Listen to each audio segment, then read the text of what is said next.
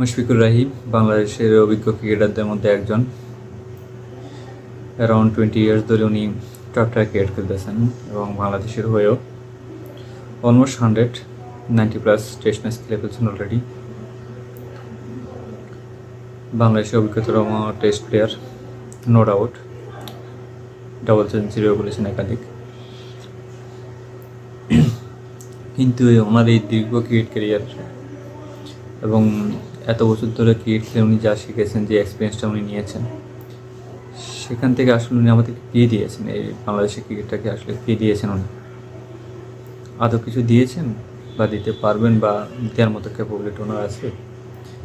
এই প্রশ্নটা কিন্তু থেকেই যায়। এই প্রশ্নটা করছি কারণ বাংলাদেশ আর শ্রীলঙ্কার মধ্যে দ্বিতীয় টেস্টটি চলতেছে কলম্বোতে। ফার্স্ট ইনিংসে উনি 7 রান যখন করছেন তখন বাংলাদেশ অলরেডি 4 উইকেটে ডাউন। 100 রানও করেনি তখন স্কোর।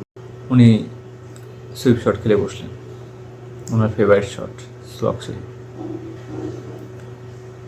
ফুললি কমিটেড না, আসলে এটা ইজি ক্যাচ ছিল। শ্রীলঙ্কান ফিল্ডারটা আসলে মানে নিজেকে শাস্তি দেওয়া উচিত। আসলে এই লেভেলে এইরকম ক্যাচ মিস করাটা আসলে it's a big crime. Catch তো মিস করেছে, উল্টা আরও 4 বানিয়ে দিয়েছে ওটা। যাকে একটা লাইফ পাইছে, কিন্তু অন্যান্য দেশে আমরা দেখি এরকম লাইফটাকে কীভাবে 50 বা সেঞ্চুরিতে কনভার্ট করে এবং বিপক্ষ দলের জন্য এটাকে বিষেধাগার করে ওঠা যায়। সেই চেষ্টাই অন্যান্য ক্রিকেটার করে থাকেন, কিন্তু আমাদের বেলায় হচ্ছে ভিন্ন থাকে। কারণ আমরা চাই কত তাড়াতাড়ি আরেকটা সুযোগ তাদেরকে দেওয়া যায় বা কত তাড়াতাড়ি আউট হয়ে দেশে ফিরে আসা যায়। উনি যখন আউট হলো 30+ রান ছিল, এক্স্যাক্টলি মনে নেই কত করেছেন, 30 থেকে 35-এর মধ্যে ছিল।